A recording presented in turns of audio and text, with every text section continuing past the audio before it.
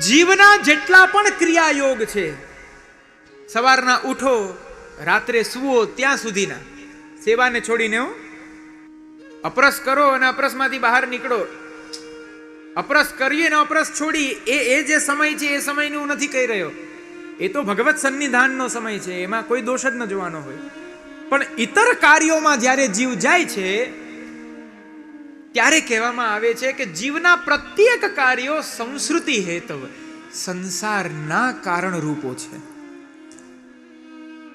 તો બોલો હવે કરવું શું? સેવા પણ આખો દિવસ કે તો પ્રભુને પણ ઊંઘ આવે, પ્રભુ પણ કે હવે અનોસર કરાવો, અને અનોસરમાં તો અંદર રહેવાતું નથી. ગોપાલદાસ જટાધારી જેવી ધૈર્ય આપણામાં છે નહીં. ભલે આખી આંખ ન ખોલી પણ આમ જરાક ખોલીને તો જોઈ લે કેવા લાગે, ચાલો ને જોઈએ. એટલું તો જોઈએ જ લઈએ, બહુ નહીં, ખાલી ચરણારવિંદ જોઈ લો એમ કરીને એટલું તો જોઈ લઈએ.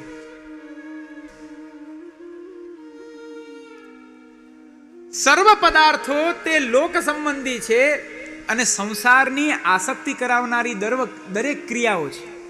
તો હવે એમાંથી બહાર કેમ નીકળવું? અનોસર તો થવાના છે,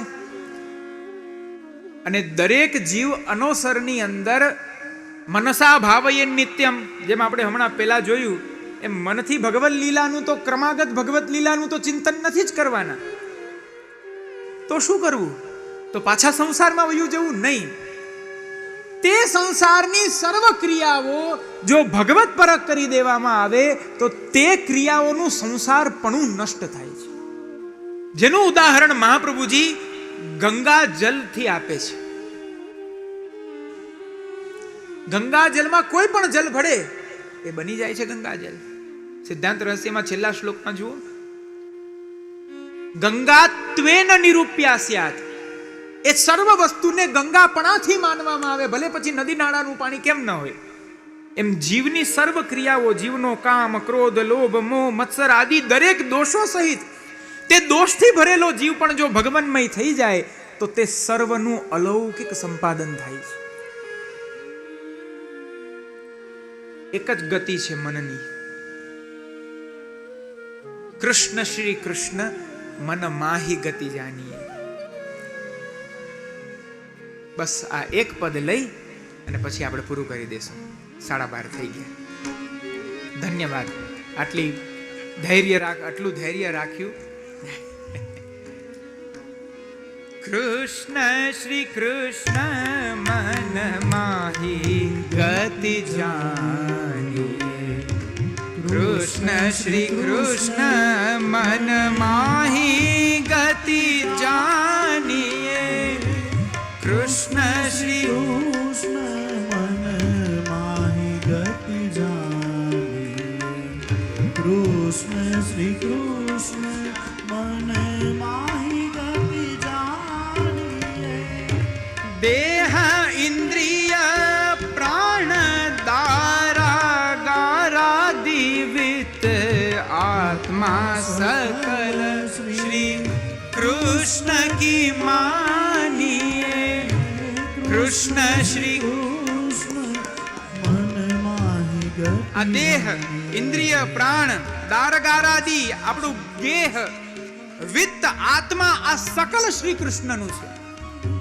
માટે આનું સંરક્ષણ કરવું એ આપણો ધર્મ છે. ભગવાનના સર્વ પદાર્થો, જેમ આપણે આપણા સર્વ પદાર્થો પ્રભુને સોંપી દઈએ છીએ, તે પદાર્થોનું અલૌકિક સંપાદન કરીને પ્રભુ પાછા તે પદાર્થો આપણને સોંપે છે.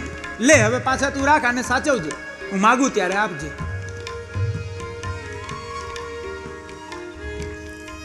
નાનું બાળક એવું બહુ કરે, રમતા રમતા રમતા રમતા એ જ રમકડું પાછું એના દાદા દાદીને કે કોઈના હાથમાં આપી દે, આને રાખજો. પાછું થોડી વાર જાય, પાછો આવીને માગે કે મેં આપ્યું તો એ લાવો. આપણા પદાર્થોનું અંગીકાર ભગવાન કરે છે અને ત્યારબાદ પુનઃ આપણને સાચવવા આપે છે. તું રાખ, આ ભગવત સેવોપયોગી પદાર્થો છે અને આ પદાર્થોનું સંરક્ષણ કર મારા માટે. હું આનંદ કંદ છું, અપ્રાકૃત છું, અપ્રમેય છું, નિર્ગુણ છું, ગુણાત્મા છું. મારા અનુકૂળ આ પદાર્થ હોવો જોઈએ, આમાં દોષ ના આવવો જોઈએ. અને એની સાવધાનીતા એક વૈષ્ણવે રાખવાની છે. કેવડી મોટી જવાબદારી! આ મારી એકની કે તમારા કોઈ એકની નથી, આ આપણા બધાની જવાબદારી છે. સર્વના, આપણા સર્વના ભોગતા એ પ્રભુ છે.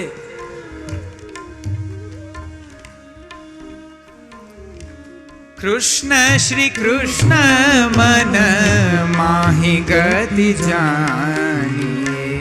કૃષ્ણ શ્રી કૃષ્ણ મન માહી ગતિ જાની. કૃષ્ણ મમ સ્વામી હો દાસ મન વચ કર્મ. કૃષ્ણ કરતા યેહી સદા જીયમાનીએ.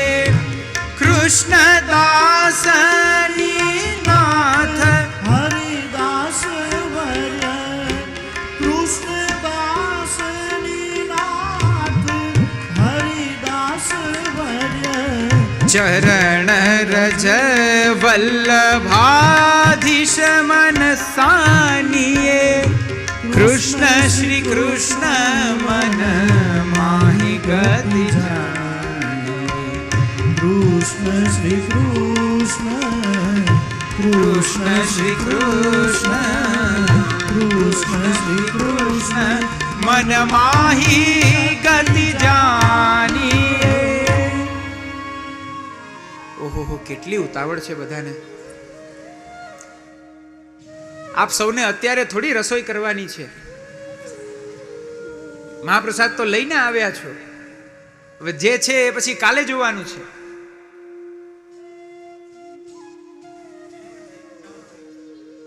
અચ્છા, લઈને આવ્યા ને પાછું લઈને જવાનું. હા, એ બરાબર. એ તો હું ભૂલી જ ગયો. એટલે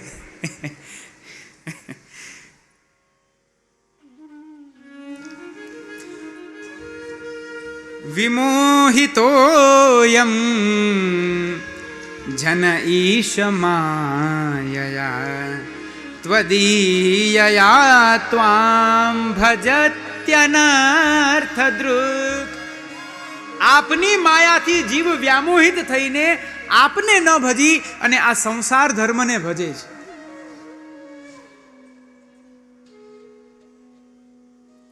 આ જીવની માટે ખરેખર કસોટી છે. આ જીવની ખરેખર પરીક્ષા છે. હે પ્રભુ, આપની આવી માયાને આપ દૂર કરો. આ માયાની નિવૃત્તિ કેવી રીતના થશે? એનો એક ઉપાય છે, એ છે સમર્પણ. ભક્તિ માર્ગમાં આવીને જે જીવ પોતાનું આત્મનિવેદન નથી કરતો અને પોતાને બહુ ઉચ્ચ કોટીનો જો જીવ માનતો હોય, આમ જરાક ઉપર આમ ઊંચા ટેબલ ઉપર જઈને બેસાઈ ગયું હોય, તો શ્રીમદ ભાગવતની અંદર ભગવદીય જનો તે જીવને પગ ખેંચીને નીચે ઉતારે છે. એ ભાઈ ઉતરો, આ પ્રભુ બિરાજે છે, આમ સન્મુખમાં ઉપર બેસાય. એ જીવની કેવી વૃત્તિ છે? યેન્યે રવિંદાક્ષ વિમુક્તમાનિન ત્વય્યસ્ત ભાવાદ વિશુદ્ધ બુદ્ધયઃ. આરુહ્ય કૃચ્છ્રેણ પરમ પદમ તત પતંત્યધો નાદ્રુતયુષ્મદંગ્ર્ય.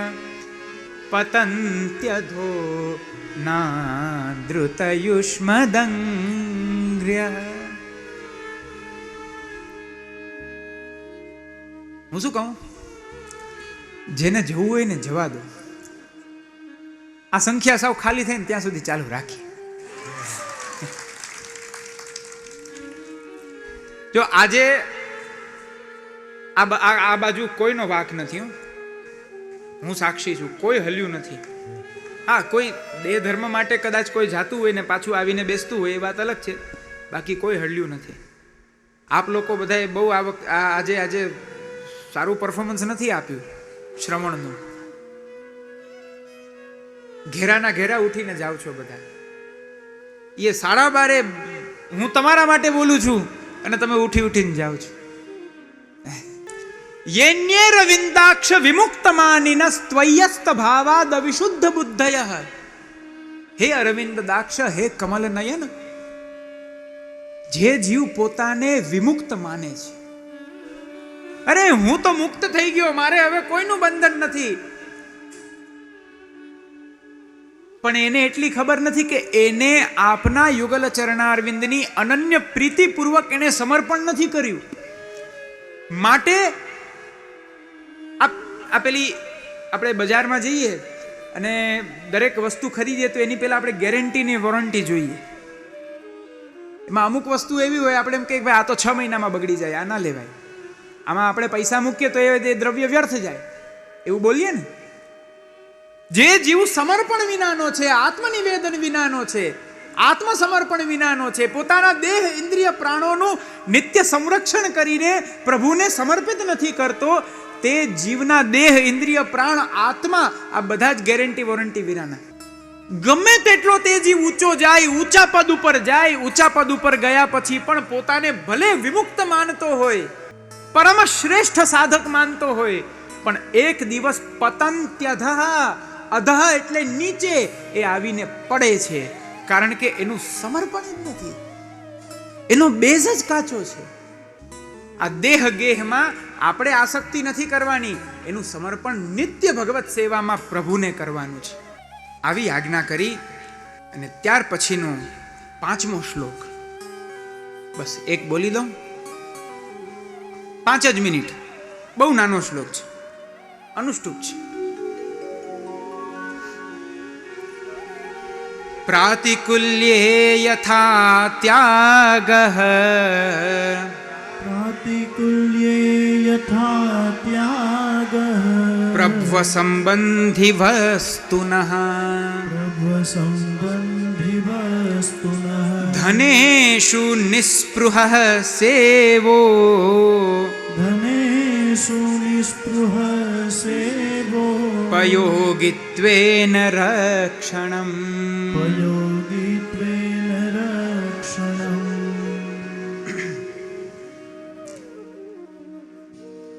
પ્રાતિકુલ્યે યથા ત્યાગઃ, પ્રભુના સેવામાં, પ્રભુના માર્ગમાં એવા પદાર્થો હોય કે જેના દ્વારા પ્રભુના સુખમાં પ્રતિકૂળતા જણાતી હોય. ભક્તિ માર્ગમાં જીવને તે પદાર્થોથી પ્રતિબંધ આવતો હોય, તેથી એ પદાર્થો પ્રતિકૂળ ભાષિત થતા હોય તો તે સર્વ પદાર્થનો ત્યાગ કરી દેવો. કારણ કે તે પદાર્થ કેવા છે? પ્રભુ અસંબંધી વસ્તુ. આ પદાર્થો પ્રભુ સંબંધી નથી, માટે દોષયુક્ત છે. દોષયુક્ત હોવાથી એનો ત્યાગ કરી દેવો. બીજી વાત, ધનેષુ નિસ્પૃહ, ધનમાં નિસ્પૃહતા, ધનમાં આસક્તિ ન રાખવી. અને જો ધન હોય તો પ્રભુ સેવોપયોગીના, એ ધનનું સંરક્ષણ કરી અને એ ધનને ભગવત સેવામાં પ્રયુક્ત કરાવવું. આ બધી એકદમ પ્રેક્ટિકલ આજ્ઞાઓ છે જે આજના સમયના વૈષ્ણવને બહુ આવશ્યક છે. વૈષ્ણવ એ ભેદ જોઈ નથી શકતો. વૈષ્ણવમાં એ ભેદ આજે આપણા જેવા જીવ એ ભેદ આપણે કરી જ નથી શકતા. જે દ્રવ્ય આવે એ દ્રવ્ય ઉપર સત્તા તો આપણે આપણી માનીને બેસીએ છીએ. ખરેખર એ આખું દ્રવ્ય પ્રભુનું છે અને એનો વિનિયોગ પ્રભુ સેવામાં કરવાનો છે. આવી વિવેક બુદ્ધિ આપણામાં હોવી જોઈએ. જેમ સંતદાસ ચોપડા ક્ષત્રિય, શ્રી મહાપ્રભુજી આજ્ઞા કરી કે તમારું સઘળું ધન ચાલ્યું જશે. ચાલ્યું ગયું. જે કંઈ પણ પાત્રો હતા એ બધા પ્રભુના સુવર્ણ આદિના સિદ્ધ કરાવી અને ગોવર્ધનનાથજીને ધરી દીધા. પોતે કોળીનો વ્યાપાર કરે છે અને 2.5 રૂપિયા કમાય છે. એમાં 1/2 રૂપિયાનું દાળ ભીંજવીને પ્રભુને ધરે છે, 1/2 રૂપિયાનું એ ચણા ભીંજવીને પ્રભુને ધરે છે, ₹1 દ્વારા રાજભોગ સિદ્ધ કરે છે, અને જે અડધો રૂપિયો બચ્યો એની યત્કિંચિત સામગ્રી કરી પ્રભુને અરોગાવી અને નિત્ય ભગવદ વાર્તા થાય ત્યાં ભગવદીઓને વાટી દે છે, પોતે કંઈ રાખતા નથી. આ વૈષ્ણવનું સ્વરૂપ. વૈષ્ણવમાં સંગ્રહ પરિગ્રહની વૃત્તિ ના હોવી જોઈએ. માટે ધનેષુ નિસ્પૃહ સેવા ઉપયોગિત્વેન રક્ષણમ. અને જો તે ધન ભગવત સેવોપયોગી છે તો તેનું સદાને માટે સંરક્ષણ કરવું. નારાયણદાસ બ્રહ્મચારી ધનને જોઈને એવું કહે છે પોતાની ભત્રીજીને કે આ બગાડ પડ્યો છે. ધન એ તો અગ્નિની વિષ્ઠા છે. અગ્નિની વિષ્ઠા એટલે રાખ. આ ધન એ તો અગ્નિની વિષ્ઠા છે. અરે આને ઉઠાવી લ્યો. આપણે હોઈએ તો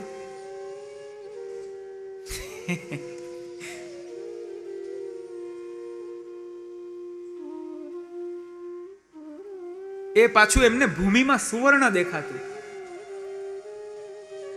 છોડે કોઈ. પણ ધનેષુ નિસ્પૃહ, જેની ધનમાં આસક્તિ જ નથી. હરિરાય મહાપ્રભુનું ગર્વાપહારાષ્ટકમ મેં કાલે આપને કહ્યું હતું ને, એનો એક બહુ સુંદર શ્લોક છે. ધનાની સંગૃહ્ય રસમ વિગૃહ્ય. મોડું નથી થતું ને.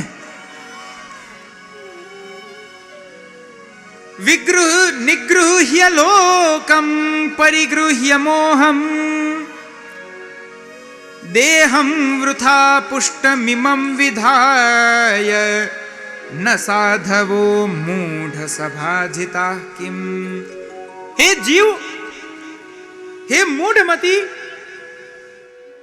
ધનાની સંગૃહ્ય, તું ધનનો સંગ્રહ કરે છે. રસમ વિગૃહ્ય, અનેક રસને તું પ્રાપ્ત કરે છે. લોકનો પરિગ્રહ નિગૃહ કરે છે. મોહથી પરિગ્રહ સંસાર બંધનનો કરે છે. આ દેહને દિવસ રાત, દિવસમાં 10 વખત આ દેહનું પોષણ કરે છે અન્ન આદિ દ્વારા. આટલું કરતા કરતા તને એક દિવસ એમ ન થયું કે આ દેહ દ્વારા એકવાર ભગવદીનો સંગ કરી લઉં, આ દેહ દ્વારા ભગવત સ્વરૂપનો સ્પર્શ કરી લઉં? આવું તને એકવાર પણ નથી થતું? આવું શ્રી હરિરાય મહાપ્રભુ આજ્ઞા કરે છે. આ બધા જ જીવની અંદર રહેતા દોષો છે, અને તે દોષોમાં પહેલો દોષ કહ્યો ધનાની સંગૃહ્ય. વ્યક્તિ ભગવત સેવાર્થ ધનને પ્રાપ્ત કરે. જેમ મુરારીદાસજી, નારાયણદાસે એમને કહ્યું કે હું તમને 12 રૂપિયા આપીશ. એમણે કહ્યું મારે 12 રૂપિયા નથી જોતા, મને 8 રૂપિયા આપો. અને એ 8 રૂપિયાથી જે વસ્તુ ઉત્તમ જુએ એ સર્વ વસ્તુ એ પ્રભુ માટે લઈને આવે. વાર્તા સાહિત્યમાં બતાડે શ્રી ઠાકુરજી, શ્રી લાલજી આપ ત્યાં દ્વાર ઉપર ઠાડા રહે કે મુરારીદાસ ક્યારે આવે. એ જે લાવે એની જોલી ખોલી ખોલીને જુએ કે આ જોલીમાં શું લાવ્યો છે મારા માટે. દ્વાર ઉપર ઠાડા રહીને કે મારા માટે ખીલોના લાવ્યો, મારા માટે મેવા લાવ્યો, તો જ દ્વાર ખોલીશ, નહીતર દ્વાર નહીં ખોલું. ધનમાં નિસ્પૃહતા અને એકમાત્ર પ્રભુમાં આસક્તિ આ વૈષ્ણવનું સ્વરૂપ. અને જો તે ધન સેવોપયોગી છે તો એનો સ્વીકાર કરીને એને ભગવત સેવામાં વિનિયોગ કરો. અને જો સેવોપયોગી નથી તો એમાંથી આસક્તિ કાઢી નાખો. એ રહે તો પણ શું, ન રહે તો પણ શું. માટે પ્રાતિકુલ્ય યથા ત્યાગ પ્રભુ અસંબંધી વસ્તુનઃ ધનેષુ નિસ્પૃહ સેવોપયોગિત્વેન રક્ષણમ. આ બધા જ વૈષ્ણવના કર્તવ્ય છે.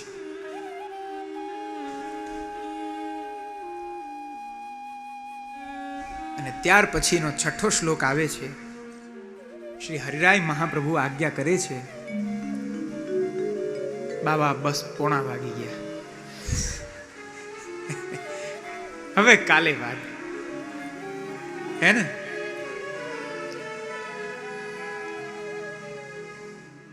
કે પછી હિંમતમાં છો? એમ નહીં, હું તો છું, તમને પૂછું છું.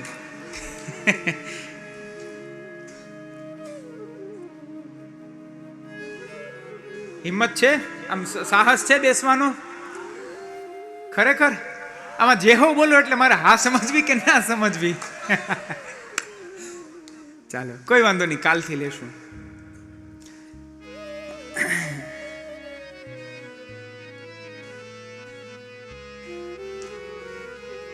અર્થ સમજાવી દઉં. વિવાહાદિષુ કાર્યેષુ વધ્વા સેવાર્થમાનસઃ ભગવત સંગી સંગોપી સ્વપ્રાણ પ્રેષ્ઠવાર્તયા ભગવત સંગી સંગોપી સ્વપ્રાણ પ્રેષ્ઠવાર્તયા. હવે આ જેટલા ઉઠી ઉઠીને ગયા છે ને એને આ બાકીનું બધું બાકી રહી ગયું છે. આપ લોકો કાલે બધા વહેલા આવજો ને બધાને પકડી પકડીને કહેજો કે જે આમ કીધું તું આમ કીધું તું, કારણ કે વિષય સાંભળશે નહીં તો આગળ એને ખબર નહીં પડે કે આ શું ચાલે છે.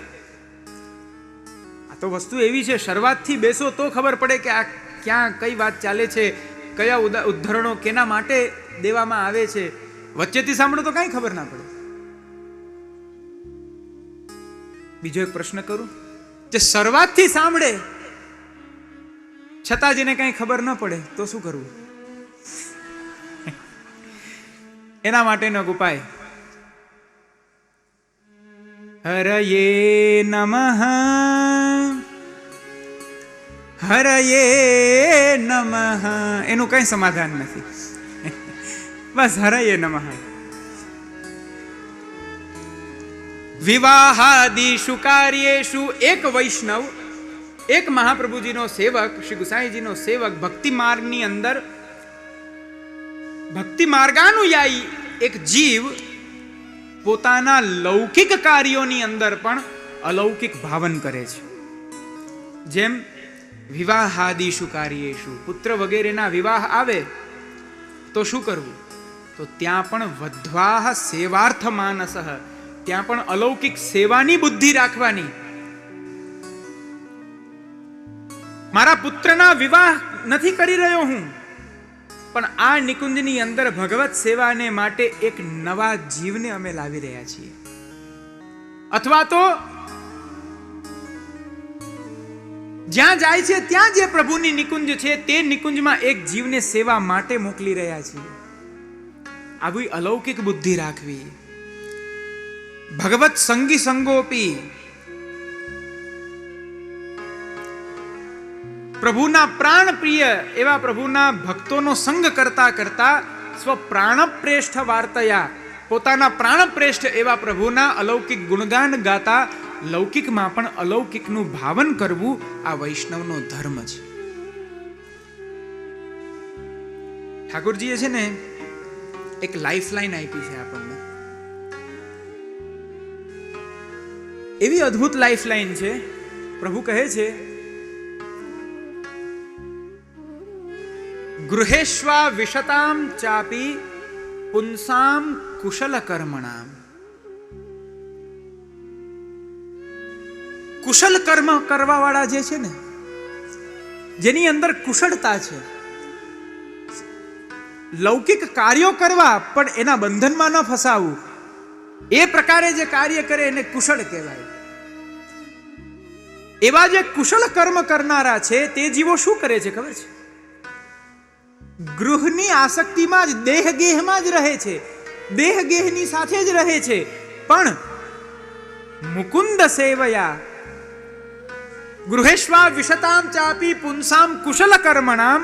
એવા જે કુશલ કર્મ વાળા છે તે શું કરે છે? મદ વાર્તા યાતયામાના.